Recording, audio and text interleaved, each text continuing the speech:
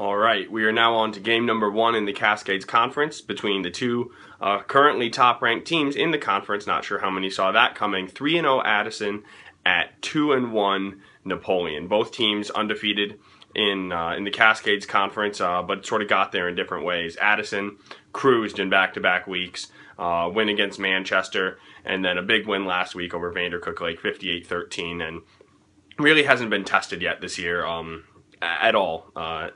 2 of the 3 games have gone to running time, and against Manchester it was pretty close to doing the same. Napoleon really impressed last week. I was there when they beat Michigan Center on the road at Michigan Center. There was a bunch of festivities. I mean, that place was pretty raucous for the Cardinals, and Napoleon and senior quarterback, first-year quarterback Darren Hampton handled that pressure really well.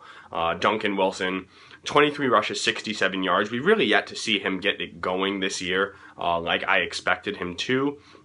However, I mean, that's going to change eventually. Against this Addison defense, I'm not sure. Addison has been very stout against the run this year. I think they've given up less than maybe 200 yards total on the ground this year. I mean, people are really just not getting anything done against Addison at all. And so that's going to be the test for Napoleon. Can Duncan Wilson, Aslan Hunt, Ethan Weatherspoon, can these guys have enough of a ground game and sort of that east-west with some of the end-arounds that Napoleon likes to run? Can they sort of make Addison respect their run game and have to load the box? That's when Darren Hampton can go over the top again to a Weatherspoon or Straczynski or anybody like that. I'm really curious to see how Addison matches up in this game, though. I mean, Hunter Dart, Caden Heckerman, I mean, some of these names we've mentioned before. Garrett Bernath, I know we're forgetting guys, Dakota Kniper. I mean, these guys all have scored multiple touchdowns in any game this season. Bernath has not, but the rest have.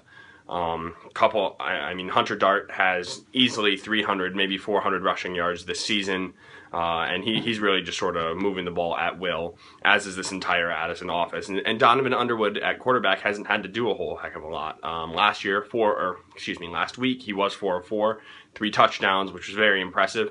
But now against a real defense, against a Napoleon defense, let's see what they can do. I mean, the key for Napoleon is establish the run early and make Addison respect it, like we mentioned. And for Addison, I mean, don't.